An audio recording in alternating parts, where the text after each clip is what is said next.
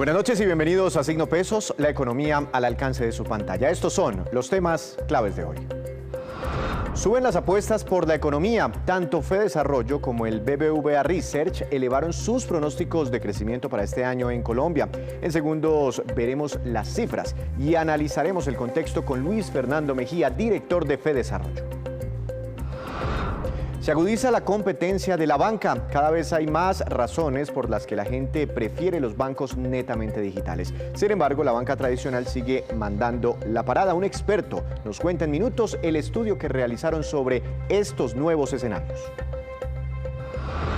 Aumentan los medios de pago. Juan Fernández nos trae esta noche detalles de cómo crecen las pasarelas de pago en América Latina y en Colombia. En segundos, las cifras y las empresas que avanzan rápidamente en el uso de estas nuevas tecnologías.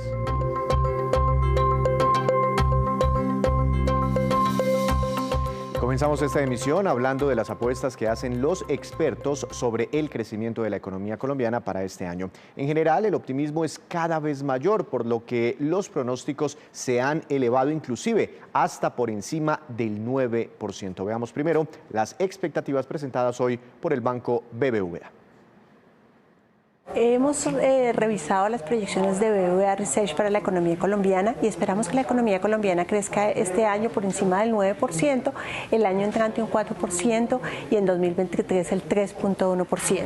Este crecimiento va a estar fortalecido o acompañado de un crecimiento del consumo importante, en particular el año entrante del consumo de servicios y en el siguiente año tanto de servicios como de bienes. También estamos viendo una inversión que va a crecer por encima del 4% en los 2 años que viene, un poco menos de lo que creció este año, pero más sostenible en el mediano plazo. En términos de la inflación, estamos esperando una inflación que suba un poco más a terminar el año cerca al 4.9%, después vaya bajando y mantenga, digamos, las expectativas ancladas, pero que la inflación termine el año entrante más cerca al 4% y después ya baje el 2023 a la meta del Banco Central del 3.0%. En términos de la política monetaria, estamos viendo un Banco Central que subiría sus tasas 2 veces más, cada una de 50 puntos básicos, 100 puntos básicos este año y 150 puntos básicos el año entrante. Esta tasa es una tasa que todavía va a ayudar al crecimiento de la economía, por lo menos hasta buena parte del año entrante. En términos de empleo, estamos esperando una recuperación. Se han visto algunas buenas señales recientes y eso permitirá que la tasa de desempleo vaya bajando en 2022 y en 2023. Y también el Centro de Estudios Económicos Fedesarrollo reveló hoy sus nuevas proyecciones para la economía colombiana. Doctor Luis Fernando Mejía, buenas noches, bienvenido a Signo Pesos nuevamente. Gracias por estar aquí con nosotros. Hola Víctor, buenas noches, encantado de estar con ustedes. Un saludo muy especial para todos los que nos están viendo. Muchas gracias, doctor Mejía. La última vez que hablamos con usted aquí en Signo Pesos sobre proyecciones económicas de Fedesarrollo, esperaban un 7,2% para este año. Ahora, ¿cuál es la nueva estimación? Pues Víctor, mire, justamente hicimos nuestros cálculos con los modelos y los indicadores líderes que hemos visto a lo largo de lo corrido del año y hemos decidido subir el pronóstico de crecimiento, como usted lo mencionaba, que estaba en 7,2% a 9,5%. Es un aumento sustancial incluso frente a lo que se hablaba hace algunos meses, en parte por varios factores, y déjeme le explico muy rápidamente. Factores internos. Estamos viendo una muy alta movilidad, recuperación de las actividades productivas a raíz del levantamiento de las restricciones que se dio especialmente desde el mes de mayo. La evolución de las cifras sanitarias ha sido muy positiva y eso ha permitido que se retomen de manera sustancial las actividades productivas. Hemos visto también un avance muy importante en las cifras de vacunación que ha permitido justamente también el levantamiento de estas restricciones. Y hemos visto también un gasto muy importante por parte de los hogares, especialmente en los últimos meses, en parte seguramente explicado por la necesidad de los hogares de salir justamente a adquirir esos bienes y servicios que no se pudieron adquirir durante la pandemia. Y en el frente externo, esto es muy importante porque son elementos que realmente no habíamos incorporado en las dimensiones en las que están ocurriendo. El primero tiene que ver con el precio de los commodities, de las materias primas. Ustedes conocen bien que el petróleo está bordeando máximos históricos, no se veían precios del Brent como los que estamos viendo actualmente, sino desde antes de la crisis del petróleo, es decir, por allá en el 2014.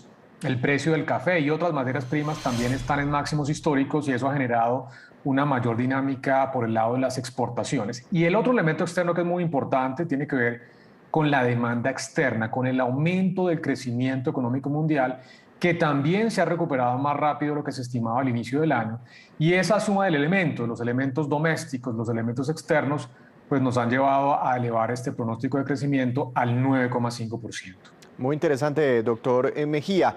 Pero digamos, ¿quiénes se beneficiarían más de ese crecimiento en la demanda interna, en la demanda externa? ¿Cuáles sectores serían los que protagonizarían ese crecimiento ya casi muy cercano al 10% esperado, inclusive por ustedes? Pues mira, hay tres sectores que explican prácticamente el 60% de este crecimiento estimado de 9,5%, que además representan el 30% del Producto Interno Bruto. Tres sectores, dos de ellos fundamentales desde el punto de vista de la generación de empleo. El primero, el sector de comercio, que va a estar muy dinámico. Estimamos que el comercio va a crecer a casi al 20% este año. La industria manufacturera, que también estimamos un crecimiento del 16% para este año. Y finalmente, un sector que no es tan importante en términos de generación de empleo, pero que fue muy golpeado el año anterior, que es el sector de actividades artísticas y entretenimiento, que estimamos podría tener crecimientos por encima del 37%, una cifra realmente extraordinaria. Esos tres sectores, que de nuevo representan el 30% del Producto Interno Bruto, van a aportar el 60% del crecimiento económico en este año.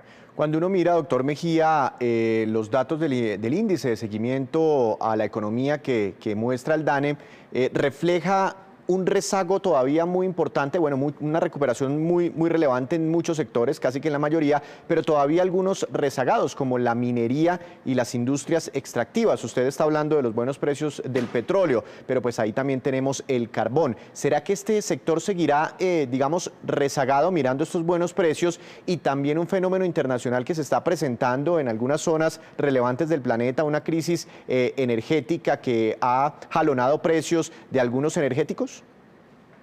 Pues mire, Víctor, justamente de los sectores por el lado de la oferta que tenemos en las cuentas nacionales, los que reporta el DANE, en nuestros cálculos, el sector con menor crecimiento económico en este año justamente va a ser el sector minero energético. Estimamos que tendría un crecimiento casi nulo, el 0%, luego una contracción del 16% el año pasado. Porque el elemento de los precios es fundamental, eso implica incentivos adicionales a la exploración, a retomar actividades que se habían dejado a un lado e inversiones que también estaban en pausa, pero eso toma tiempo que se materialice en materia de crecimiento económico, no es inmediato.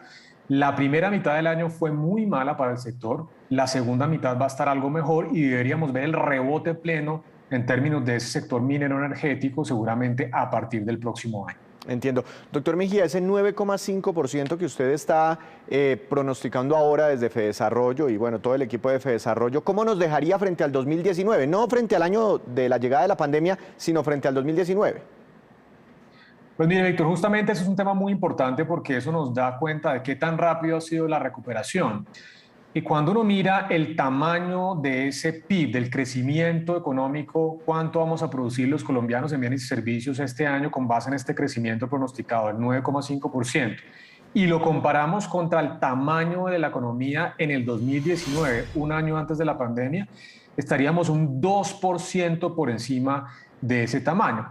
No hay que tampoco lanzar las campanas al vuelo. Esto no implica que estamos retornando a los niveles tendenciales, al crecimiento que deberíamos tener o al nivel del PIB que deberíamos tener si no hubiera ocurrido la pandemia. Todavía tenemos una brecha cercana al 4% frente a esa tendencia. Pero es una extraordinaria noticia, indudablemente, que ya la economía colombiana retome esos tamaños del 2019, cosa que no va a pasar en todos los países de la región. Eso es muy importante decirlo. Tal vez el reto sigue siendo el empleo, Víctor. Ese sigue siendo nuestra principal preocupación. A pesar de las cifras, de todas formas, estamos viendo una menor dinámica en términos de esa recuperación del empleo y ahí está el reto fundamental, por supuesto, de corto plazo. Pero doctor Mejía, ese 9,5%, inclusive superando ya los niveles de producción del año 2019, ¿eso no vendría acompañado de una mayor generación de empleo? ¿Qué están esperando ustedes frente a este indicador? ¿Cuál sería la tasa de desempleo? Así es, pues una parte, por supuesto, los economistas nos preocupamos por el crecimiento económico, realmente es porque el crecimiento es la fuente primordial de generación de empleo.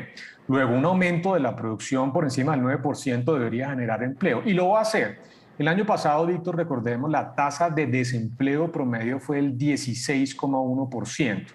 Este año nosotros estimamos que va a estar en 13,5%, es decir, una caída sustancial frente al observado el año anterior, pero todavía no en los niveles prepandemia. La tasa de desempleo en el 2019, recordemos, fue el 10,5%, es decir, vamos a estar seguramente 3 puntos por encima de esa tasa de desempleo.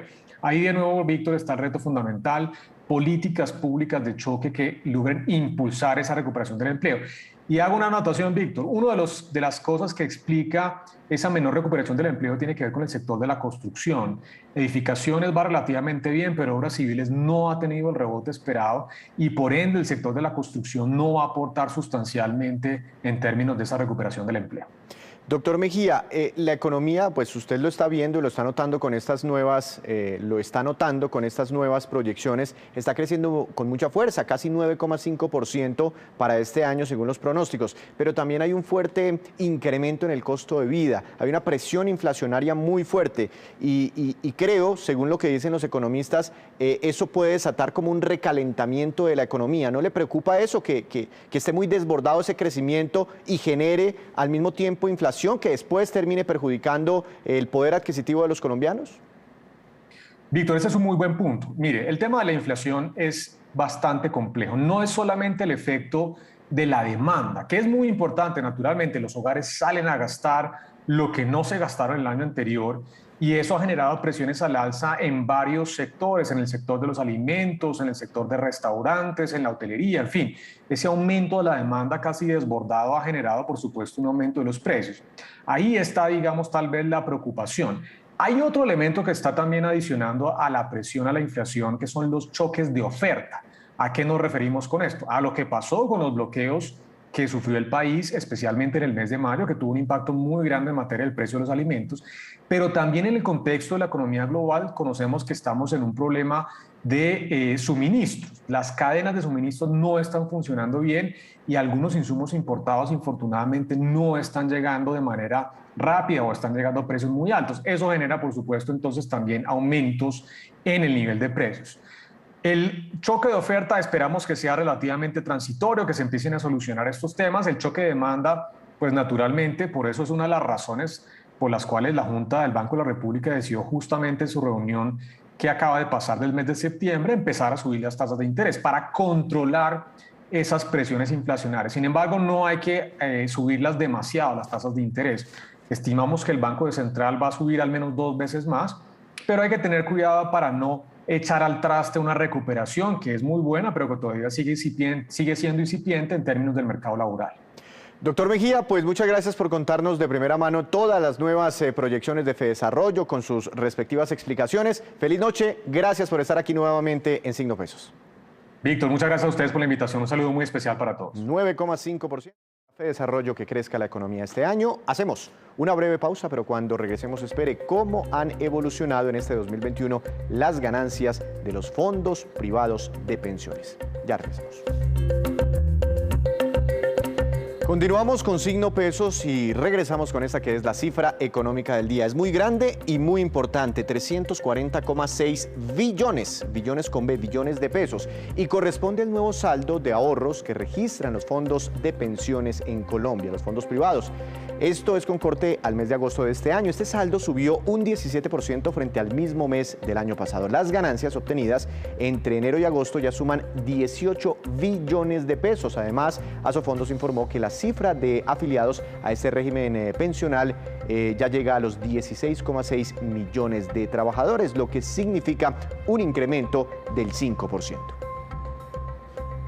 Y cambiando de tema, en el mundo entero se sigue agudizando esa fuerte competencia entre los bancos tradicionales y los nuevos bancos, los digitales, que se caracterizan por nacer prácticamente en el mundo digital desde su origen y han sido muy atractivos para los consumidores. Por eso quiero saludar a esta hora de la noche al doctor Rafael Roncancio, vicepresidente de la compañía Backbase, que acaban de revelar un interesante estudio sobre este tema. Doctor Roncancio, bienvenido a Signo Pesos, ¿cómo le ha ido? Buenas tardes, Víctor. Buenas tardes para toda la audiencia, encantado y por supuesto a tus órdenes para poder compartir las principales conclusiones de este estudio tan interesante. Pero antes de conocer esas conclusiones, ¿cuál es la diferencia entre un banco netamente digital y un banco tradicional que también tiene servicios digitales? ¿No es como lo mismo? La provisión de servicios en general se parecen, pero es la forma como se desarrollan o se elaboran las tecnologías o se preparan las tecnologías para poder prestar estos servicios. En los bancos tradicionales, pues parten de la infraestructura tradicional, la infraestructura de los sistemas que durante varios años han operado para atender los sistemas de cajeros automáticos, atender las sucursales, y sobre esas plataformas entonces se desarrollan aplicaciones en las nuevas tecnologías como la web o las tecnologías móviles para habilitar esos servicios en estas tecnologías. Entonces, esa es la manera como evolucionan regularmente los bancos tradicionales. En los nuevos bancos, la característica es que parten totalmente de lo digital, utilizan la nube, también para acelerar la implementación de soluciones tecnológicas y habilitar productos y servicios a los consumidores. Entonces, aunque el resultado final se parece, los medios que usan y la velocidad con la cual pueden hacer las implementaciones o la habilitación de productos y servicios financieros al consumidor final cambian radicalmente. Entiendo. Bueno, ha sido muy evidente el auge de los bancos digitales. Tenemos experiencias inclusive aquí en Latinoamérica de proyectos muy exitosos, inclusive con unas valoraciones de mercado gigantescas. ¿La gente va a dejar de usar en algún momento el banco tradicional? ¿Tienen ustedes alguna cifra respecto al desuso de los bancos tradicionales? Hay cifras muy interesantes que nos indican que a pesar de que los neobancos, como se llama tradicionalmente, integrando los bancos nuevos, las fintech y todas las empresas que han salido desde el mundo digital para prestar servicios financieros, estos neobancos, los consumidores ya están haciendo participación allí, abriendo cuentas, siendo parte de los clientes de los neobancos. Sin embargo, en el estudio se revela que el 99% de los encuestados todavía tienen a los bancos tradicionales como los bancos principales para administrar sus cuentas. Y de ese 99%, casi la mitad, del 45%, ya tienen cuentas en los bancos digitales o en los nuevos bancos. Entonces, a pesar de que sí hay un avance importante, todavía hay terreno por recorrer para los nuevos bancos en el sentido en que se conviertan en los bancos principales, en la billetera digital principal para los consumidores. Entonces, podríamos estar hablando de una competencia mucho más abierta, mucho más en beneficio del consumidor, porque vamos a tener mejores tarifas, menores tasas de interés por la competencia abierta que se daría en cuanto a la mayor participación de los nuevos bancos en el portafolio de productos y servicios financieros de los consumidores. Los nuevos bancos han dado pasos muy importantes, ya tienen registrados a sus clientes, ahora les falta generar el valor de esa relación, darle los préstamos, convertirse en la primera opción para hacer las inversiones, para hacer los ahorros. Entiendo. Y este, digamos, auge de los neobancos, de los bancos que nacen en la nube, como nos explica usted, ¿eso se da por cuenta de quién? ¿De las personas más jóvenes o todo el mundo está usando, o bueno, esa mitad de los consultados según su encuesta, son personas jóvenes, son personas más adultas, son personas de todas las edades? Son personas de todas las edades, pero hay una preferencia muy importante en los jóvenes. El 75% de los jóvenes entre 18 y 22 años opinan que los nuevos bancos son mejores opciones de facilidad para interactuar con los servicios financieros. Y si vamos un poco más, entre los 18 y 35 años, los consumidores califican a los nuevos bancos como igual o mejores que los bancos actuales en un 88%. O sea que hay una opinión muy favorable en general entre más jóvenes. Entiendo. Hacia los nuevos bancos. Entiendo. Independientemente de la tecnología sobre la que estén montadas ambas opciones, ¿no? Los bancos tradicionales y los bancos digitales, ¿por qué es tan atractivo un banco digital? El hecho de decir, no, somos netamente digitales, no tenemos oficinas, ¿por qué eso le llama tanto la atención a las personas? ¿O realmente hay beneficios de fondo? Hay los dos, facilidad de uso, conveniencia, porque efectivamente sí trabajan en la experiencia del consumidor, hacerla más fácil. Y por otro lado, hay razones de fondo. Los bancos digitales traen una propuesta de valor por ejemplo, comisiones ceros en el manejo de las cuentas, cero comisiones. Entonces es muy atractivo. No pagar comisiones por el manejo de la tarjeta de crédito, no tener la necesidad de unos depósitos mínimos para poner activa una cuenta de ahorros o una cuenta corriente. Eso es muy atractivo. Tasas de interés menores. Entonces, al final, benefician al consumidor en menores costos. Y por otro lado, pues una experiencia mucho más sencilla de usar, mucho más nativa en lo digital, intuitiva, y eso le gusta mucho a los consumidores. ¿Qué tanto en términos generales conoce la población colombiana o la población que ustedes midieron en este estudio estas nuevas opciones, estas nuevas alternativas, los bancos digitales? Sí, en el estudio lo que estamos encontrando es que en el último año, en promedio en Latinoamérica, el 42% de los encuestados abrieron una cuenta digital en el último año. En Colombia, el 38% de los encuestados opinaron o dijeron que abrieron una cuenta digital. Entonces, está por debajo de los promedios. Países como Panamá está alrededor del 60%, es decir, se ve un dinamismo muy interesante de los consumidores en las preferencias de uso de la banca digital o de los medios digitales para hacer sus transacciones del sistema financiero.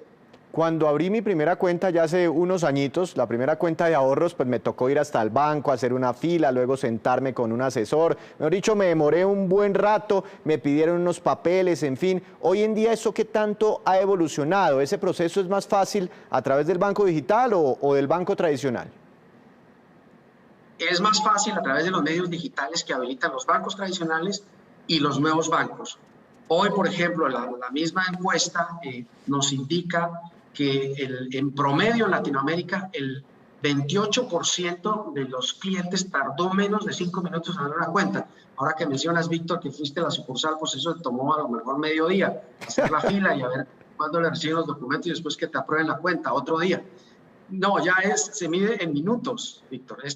El mundo digital ha acelerado, ha comprimido las dimensiones de tiempo y espacio. Ya todo está a la vuelta de un clic y de tiempo pues son minutos. En ese sentido, Colombia tiene una oportunidad importante de mejora en relación con la facilidad para abrir cuentas o para habilitar a los clientes como clientes bancarios a través de medios digitales.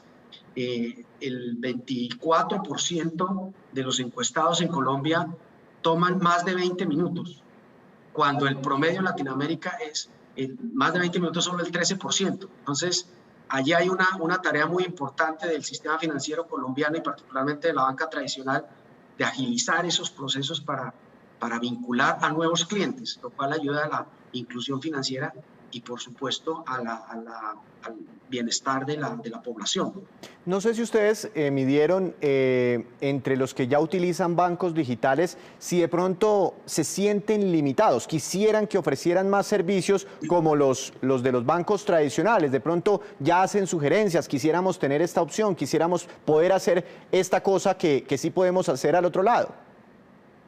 Sí, hay de eso. Los consumidores en la banca digital están demandando más productos y servicios a los bancos.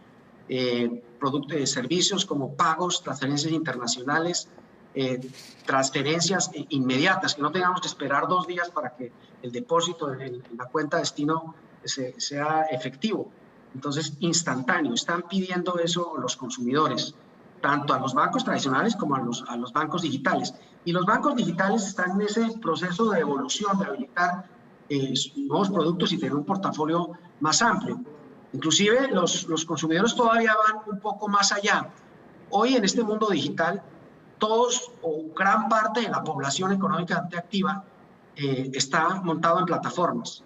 En el mundo hay más de 2.800 millones conectados a través de Facebook, más de 2.300 millones conectados a través de YouTube. Y así sucesivamente, ya están en plataformas, ya son nativos en plataformas digitales. Entonces, le están demandando a los bancos que tengan experiencias o que ofrezcan experiencias mucho más completas para ayudar a la salud financiera de los consumidores, incluyendo a funciones que los bancos no dan, como por ejemplo redimir los puntos de lealtad de la la aerolínea o de cualquier otro punto de lealtad en cualquier comercio. Eso lo piden a los bancos. Educación financiera, poder comprar boletos, y lo piden en una proporción altísima. El 75% tienen portales para intercambiar los puntos de lealtad. En un 66% de los consumidores piden que haya educación financiera. Pues muy interesante todo este estudio, doctor Ron Cancio. Seguiremos hablando sobre todas estas transformaciones digitales alrededor del mundo financiero, del sector bancario. Que tenga una feliz noche. Gracias, Víctor. Encantado. Saludos a tu audiencia. Cada vez se utilizan más los neobancos. Hacemos otra breve pausa, pero ya les contaremos qué tanto confían los colombianos en las criptomonedas. Ya regresamos.